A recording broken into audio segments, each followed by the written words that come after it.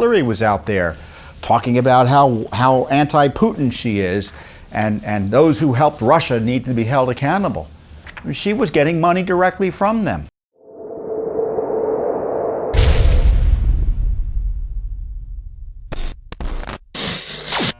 First up is the big war. We had, as we all know, the Russians have invaded Ukraine, and there's intense fighting going on. Now, if you watched my update last week, I highlighted for you one of the reasons I think that Putin invaded Ukraine, and there are myriad reasons, right, as to why it happened. But one of the reasons is because Putin looks at the United States and sees a corrupted class of politicians that have been running this country more or less for the last decade and a half. During the Obama administration, he had the Obama gang in his back pocket. He was specifically giving money, he and his allies, to the Clinton machine, who was the putative nominee for a period of time and successor to Obama. Then you had a Russian operative working with Hillary Clinton, according to Durham. He was working on the Fusion GPS fake dossier to smear Trump. All those lies were made up in part by this Russian operative. And then, of course, you've had the Russians helping Joe Biden with business for his family. Joe Biden's son, Hunter, received, according to a Senate report, $3.5 million from the widow of a Russian oligarch. And Burisma, as I've highlighted, is a Ukrainian company that was Russia-leaning. It was affiliated with Russia interests in Ukraine. So Putin sees all these folks on the take, and the other challenges we're facing at home as a result of Joe Biden's general weakness, caused in part by his medical infirmity that is quite obvious to everyone, his cognitive challenges, and he sees a weakened West that is weakened by its own energy policies that are pursuing some radical ideological agenda while destroying our own energy production that could be internal to us, that wouldn't make us reliant, as Putin evidently thought he could leverage that reliance in invading Ukraine. And the other corruption issue is that Ukraine was used as a fulcrum by the Obama-Clinton-Biden gang to try to destroy Trump during his presidency, because you remember Trump was investigating what was going on in Ukraine. He wanted it investigated because he knew Ukraine was part of this cabal that was trying to drive him from office or involve itself in the elections. Namely, mostly by helping Joe Biden and smearing President Trump. And for that, they tried to impeach and remove him. So by turning Ukraine into a plaything for the deep state fell into the narrative that Putin had been weaving, that Ukraine was a client or vassal of the United States. And in large measure, he was proven right with the corruption that Ukraine was involved in with the support of the anti-Trump State Department and other political people here in Washington, D.C. And so that has led in part to the war. And of course, we know why Putin wants Ukraine for other reasons. His hyper-nationalism, his efforts to reassemble what he perceives to be the Russian Empire. He's a communist at heart. And communists are never settle with just running one country. They are transnational. So that feeds into what happened. So there's a lot going on in the invasion of Ukraine. And I don't mean to say, well, Putin invaded Ukraine because Biden's corrupt. No. I'm saying that the corruption I'm talking about is a contributing factor, a significant one in my view, to the war, and the decision by Putin to take this, what I think is largely seen to be an outrageous act in invading another country. Whatever the disputes are, we should at least try to settle them without going to war against an entire nation, especially when the disputes are so easily settled at the negotiation table if the parties are truly interested in doing so. So that's where we stand. And one of the other big issues out there is they're saying anyone who's been critical of the U.S. craziness in response to the Russian invasion of Ukraine, anyone who says, well, you know, let's take a deep breath here and see what's really going on, they say you're a Russian, you love Putin, which is of course garbage. And it's usually the crowd that was in bed with Putin saying that those who are critical of the Biden administration's handling of this crisis are somehow traitors. I mean, it's so typical of the left, isn't it? They accuse others of doing what they have done. And in this case, they were happy to ally themselves with Putin.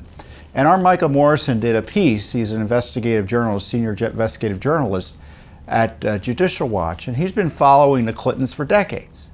And he did a piece highlighting the Clintons' Russia-Ukraine grift. I have the piece here, and I'm going to read it in part to you because it nicely highlights Judicial Watch's work, because Hillary was out there talking about how anti-Putin she is, and those who helped Russia need to be held accountable. She was getting money directly from them. Judicial Watch broke the story of former President Bill Clinton's multi-million-dollar haul from speech fees while his wife presided over U.S. foreign policy as Secretary of State. In a joint investigation with the Washington Times, I think it was the Daily Caller, Judicial Watch found that Mr. Clinton gave 215 speeches, taking in $48 million, according to documents obtained by Judicial Watch in a Freedom of Information Act request and litigation. State Department officials charged with reviewing Clinton's proposed speeches, remember they were supposed to vet them, did not object to a single one of those speeches abroad, even though there were obviously many of them touched on our foreign policy in a way that would cause, well, the problems they're causing now. The speech fees included a jaw-dropping $500,000 check from the Russia investment firm Renaissance Capital for a single speech.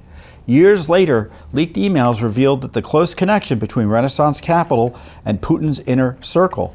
Reuters reported that the emails showed that top Renaissance officials were awarding an unspecified stake in the firm to Matthias Warnig, a close Putin ally. Warnig served as an officer in East Germany's Stasi secret police at the same time as Putin was a KGB officer in Dresden in the 1980s. So Renaissance was an arm of the Putin regime, and they gave the Clinton gang $500,000 while Hillary was Secretary of State. All of that was exposed by Judicial Watch. Clintons also cultivated a relationship with Putin-connected oligarch Viktor Veks, who donated an estimated $75,000 to the Clinton Foundation. In 2018, he was one of 7 oligarchs sanctioned by the Trump administration for activities related to the Russian government's malign activity, including continuing to occupy Crimea and instigate violence in eastern Ukraine. So there you have the Ukraine connection in part. And according to findings by our colleague and friend and investigative reporter John Solomon, I don't mean literal colleague, but he's certainly allied in terms of doing great investigative journalism. Veks was also involved in the Uranium One controversy, another lucrative source for the Clinton network. Uranium One, you may recall, was a Canadian uranium mining firm with U.S. holdings that the Russians wanted to buy. The vehicle for the purchase was Rosatom, the Russian State Atomic Energy Corporation. Because uranium is a strategic asset, our U.S. government is supposed to approve the deal. And what happened is this oligarch started giving money to the Clinton Foundation. At the time of Bill Clinton's, for instance, $500,000 speaking engagement, the former president sought permission from the State Department to meet with Veks and Arkady Dvorkovich, a senior official at Rosatom, during the Moscow trip. Russia needed sign-off from the State Department on the interagency panel responsible for deciding the fate of the deal. So what happens is, in order to approve this deal, this Russia involvement in Uranium One, there's a kind of a group of senior agency officials, including the Secretary of State, who have to sign off on the deal. Now, you don't need to be a genius to connect the dots between that $500,000 speaking fee, because Renaissance was involved in Uranium One, as best as I recall, a trip to Moscow, and Russia's goal of cornering a big chunk of the global uranium market. Now, the sale of Uranium One was approved by both the U.S. and Canadian governments, again, after all that cash lubricated the decision-making process.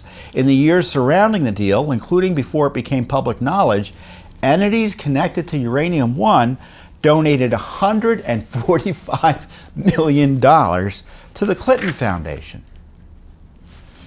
The Clintons had a Ukrainian benefactor as well. So everyone had a stake with the Clintons. They were open for business. According to a New York Times report, Ukrainian oligarch and steel baron Viktor Pinchuk steered between $10 million and $25 million to the Clinton Foundation, loaned his private plane to the Clintons, flew to LA to attend Mr. Clinton's big 65th birthday party, went to a dinner party at the Clintons' home, and he hired a Clinton consultant to arrange meetings with the State Department to discuss Ukraine. And of course, he also donated $150,000 to the Clinton Foundation. Now, of course, this guy Pinchuk has been involved in controversies in Ukraine for years. But the whole point is that you've had all of these foreign interests, including from Ukraine and Russia, entering our U.S. political system through donations and trying to influence our U.S. political system through donations to the Clinton Foundation. Now, we've highlighted recently how the Clinton Foundation's monies have gone down. They dropped precipitously over the last few years. I think they're down something like 75%. I don't remember the exact number. I just did an op-ed on it. You would think I'd remember, but it's out there. We can provide a link to the op-ed highlighting that it's no surprise that once they were out of power, their fundraising would go down because it was a vehicle to raise money for her political aspirations. It was a front. And sure enough, it's announced, I think literally this afternoon, as I present to you now, that the Clinton Foundation is going to be having their big leadership summits again. Remember those big Clinton Global Initiative type operations where everyone came, gave cash to the Clintons, and they'd have these type of summit events? Well, they're back. What does that suggest to you? Clinton Inc. is open for business again. They will be taking money from all comers, and that Hillary Clinton, in my view, wants to evidently run for office again because usually the monies that are raised for these foundation and other efforts are to elevate her name as she's preparing for political office. So the Clinton cash machine, it's never been held fully accountable. It's been held partly accountable because Judicial Watch's exposure of it, because you may recall separately that Judicial Watch exposed the pay-to-play scandal that the Clinton Foundation was involved in when Hillary was at the State Department. You had the Clinton Foundation, despite promises that there would be a bright line between the Clinton Foundation and the State Department, using the State Department to get donors special favors. And Judicial Watch's FOIA requests uncovered all of that.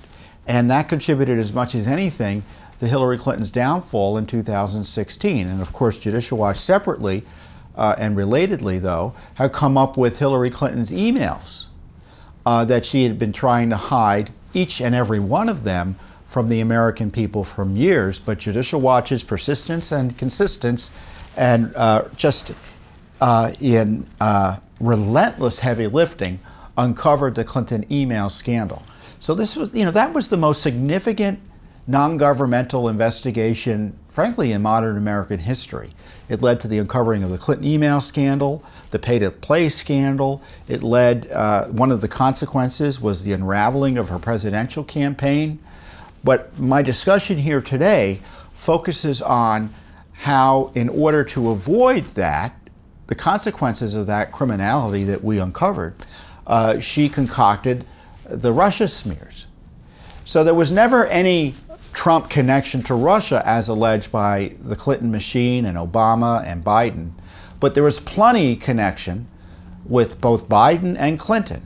And that needs to be front and center. As I said at the beginning of this presentation, That corruption, I'm sure, was part of the calculations that Putin went through in deciding whether or not to invade Ukraine. So, just to conclude, national security and corruption are interlinked. When our public officials and our leading government officials are corrupted by foreign money or other reasons, our enemies and friends keep careful tabs on that and calculate accordingly. And sometimes the calculations lead to death and destruction, as we're seeing in Ukraine. So what is Judicial Watch going to be doing? We're obviously investigating everything we can related to Ukraine with Freedom of Information Acts, requests and litigation that still relates to the underlying corruption with the Bidens and the Clintons. We're not going to go away. And I understand there's a war going on, and everyone would like to pretend that nothing can be done other than talk about the war. Well, we're not going to stop our oversight work. And we're not, for instance, going to keep on highlighting the corruption issues as it relates to Ukraine and Russia, because that needs to be part of the accountability in the debate as to who lost Ukraine. Now, I don't know how the war's going to turn out. It probably is not going to turn out as well for the Russians as they like, but my guess is the Ukrainians ultimately are going to be on the wrong end of this war. And the question is going to be is who lost Ukraine? And I would say our corrupt politicians had a big hand in losing Ukraine. Thanks for tuning in. Be sure to subscribe to our YouTube channel to catch all the latest news from Judicial Watch.